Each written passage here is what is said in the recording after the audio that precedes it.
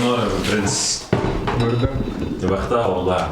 صح هريحها. لا معي خالص انا هريحها. لا انا مش يا بختها، مش هعمل حاجه. انا مش هعمل حاجه بصراحه. عامل شويه مكرونه ايه، انا ما دقتهاش بس الراجل ده ما دقهاش بيحور. مش هدوق تاني بعد الاسهال اللي حصل ده، مش هدوق تاني. طبعا عندنا متر كمان اسبوع، يعني الاسبوع الجاي ده اللي وراه متر، وطبعا لازم نذاكر، فيعني عايزين نلم نفسنا ونقعد نذاكر. بس الاوضه مليانه ادوات عايزه تترص، ومليانه اكياس، ومليانه حاجات غريبه جدا، فلازم لازم نخش نروق الاوضه الاول. ماشي، خلينا نشوف الراجل المحترم ده بيعمل ايه. انت بتعمل ايه يا صاحبي؟ قاعد تابع عبار الاهلي كده. تابعني على اليوتيوب. متابع خلاص بيه. بجد؟ والله جامد. انت هتنزل على اليوتيوب قريب، خلي بالك. والله طب كويس. تتشهر. لازم تشغلنا على الصفحه بتاعتك. انا اشارك الصفحه بتاعتك بفلوس. فلوس اللي انت عايزه. مفيش بدون مقابل. شوف اللي انت عايزه بقى. خلاص هو احرجني كده، فانا مش هينفع اقول له بقى حاجه. فنعمل ايه؟ الشبشب بتاعي، هو الشبشب بتاعي فين يا جدعان؟ من الصبح في الحمام. تصدق فعلا. طبعا هلاقيه مبلول طبعا. ماشي كده بقى ايه، نظبط اوضتنا. بس نقفل بابنا علينا كده. انا محتاج ان انا اظبط الاوضه دي عشان الاوضه منعكشه، منتهى النعكشه صراحه. نظبط الاوضه ان شاء الله، وبعدين نقعد نذاكر باذن الله. جبنا شويه سناكس كده وحاجات مسكره، ومبوظين خالص الدايت، بس كله لاجل المذاكره. شوف هنعمل ايه ان شاء الله. طبعا الحاجات دي بيبقى في حاجات متعقمه وحاجات مش متعقمه،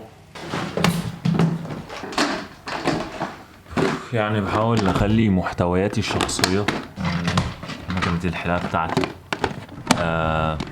معجون الشامبو مشط خشبي. ليه مشط خشبي؟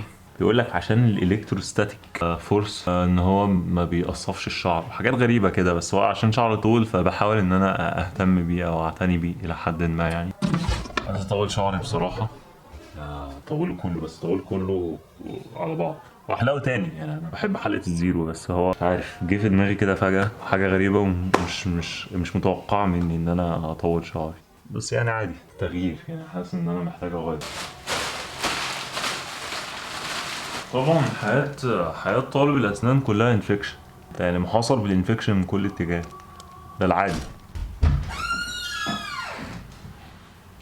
ماشي شغال.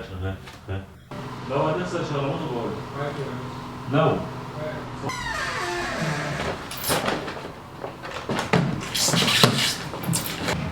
المفروض ان انت لو تلبس سكراب، فالسكراب ده بيكون انفكتد لو انت يعني بتخش العياده بالسكراب. انا غالبا بلبس لاب كوت او بالطو على السكراب، يعني احيانا بكون لابس السكراب بس، يعني مش ما بقلعش السكراب، مفيش مكان في الكليه اعرف اغير فيه، تمام، فبكون لابس لاب كوت فوق السكراب.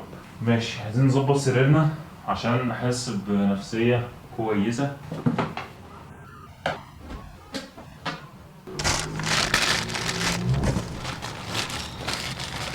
السرير برضه عايز تروق عليه شويه. ماشي،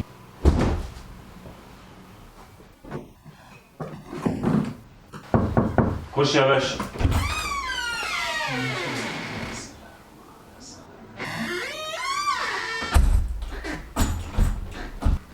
الحمد لله دقني ابتدت تكبر، ابتدت تظبط شوية، يعني تقلت شوية عن زمان.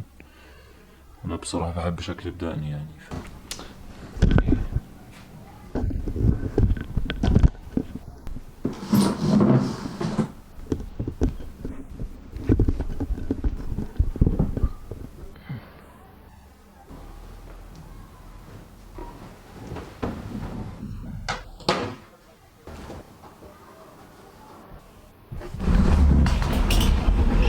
حاسس ان الدنيا بقت اروق كده واحسن، والجو ممكن يكون مساعد على المذاكرة شوية.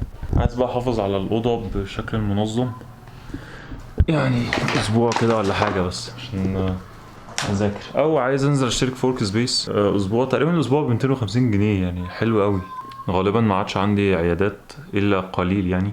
هحاول الفترة الجاية افكني بقى من العيادات وكده، حلو، ارفع غيابي من العيادات اللي انا خلصتها، واتلم بقى اقعد في ورك سبيس ولا حاجة اذاكر، نخلص المنهج اللي علينا ده. بس المشكلة معايا في ان النت وحش جدا هنا يعني. البيت لولا ان انا عامل وصلة لان، الوصلة دي اوصلها لللاب، لان حتى الواي فاي مش مستقر على اللاب، خصوصا الابلود مبعرفش ستريم او اي حاجة.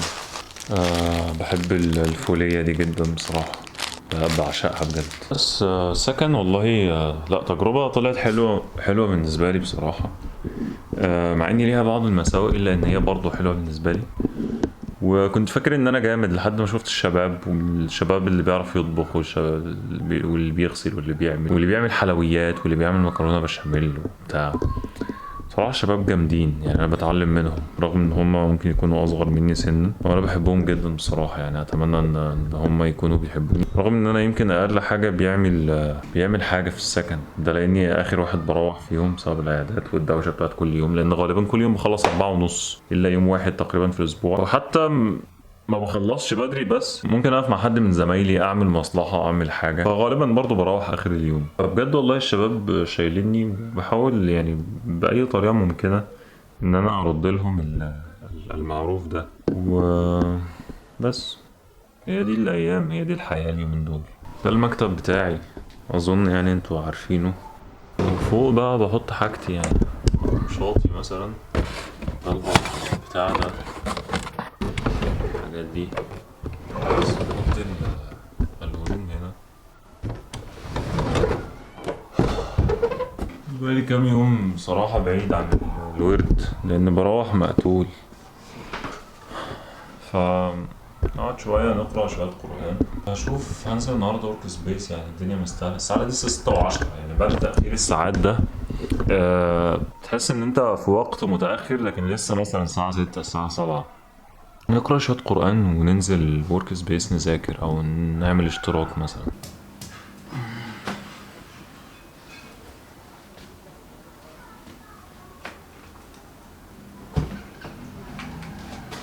شو واحد هات يلا بس هات يلا كوباية ماء، خد واحد كده يا جماعة. هات يا معلم. هذا بالله الولاعة الولاعة.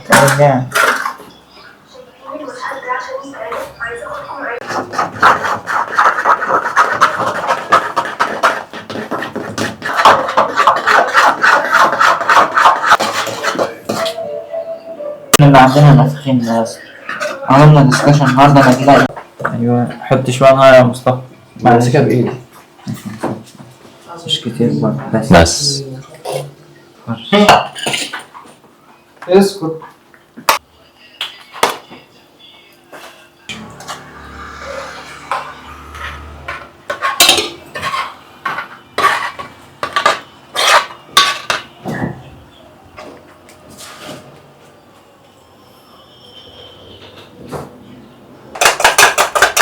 انت بتعمل ايه طيب؟ اقول لك انا هعمل ايه. ماشي عشان الوش.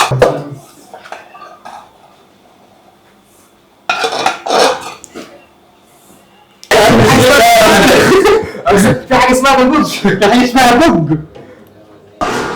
الشيف عبد الرحمن الحمد لله كل هو حاجه اللي عمل لنا الفراخ، والشيف حسن هو اللي عمل لنا البشاميل، والشيف مصطفى ده زي ما انتم شايفين بيغسل المواعين. تمام. ده قبل صايمين النهارده الحمد لله. الحمد لله. يا ديك مصلح بلد.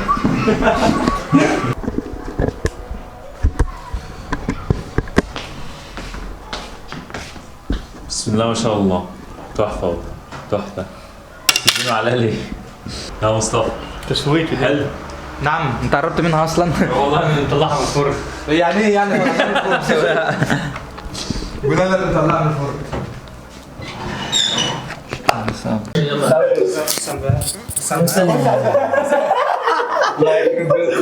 بقول لك يا عبدو، ايوه عشان انا بعرف اسلك مع مصطفى كده. تعالى روح. هات يا قلبي. في نفس هذه اللحظة اللي أنت تشوف فيها هذا الفيديو ترى الحين يوجد شخص وأشخاص وعالم وأمة تعيش معاناة كبيرة جدا ومأساة، بينما أنت منعم بأشياء كثيرة. نعيش النعم ونغرق فيها لكن ما نحس باللي حوالينا، ولكن لو تذكرناهم وشفنا معاناتهم ترق قلوبنا لهم، لأن المؤمن للمؤمن كالبنيان يشد بعضه.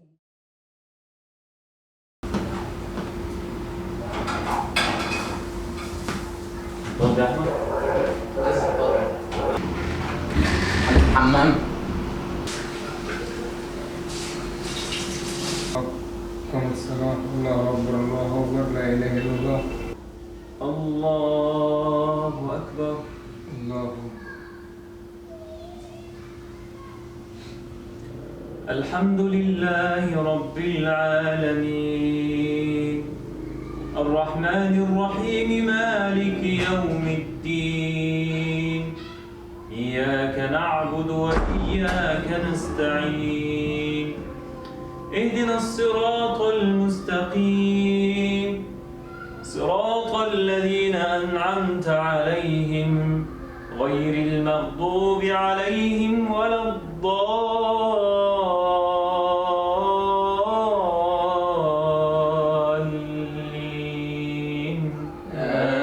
آمين.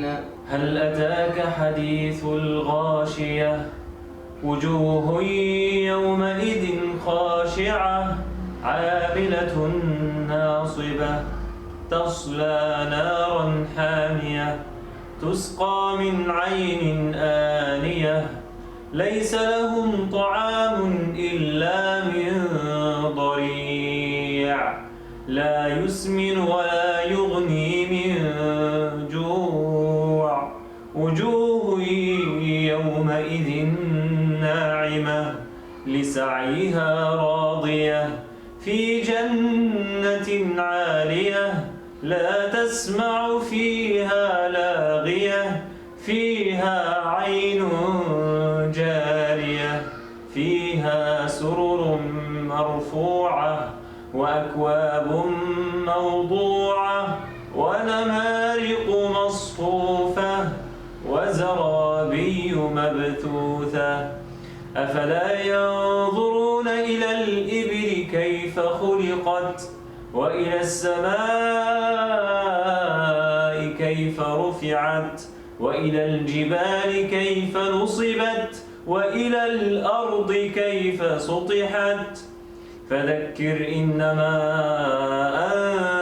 أنت مذكر لست عليهم بمسيطر إلا من تولى وكفر فيعذبه الله العذاب الأكبر إن إلينا إيابهم ثم إن علينا حسابهم. الله أكبر. السلام عليكم ورحمة الله. السلام عليكم ورحمة الله.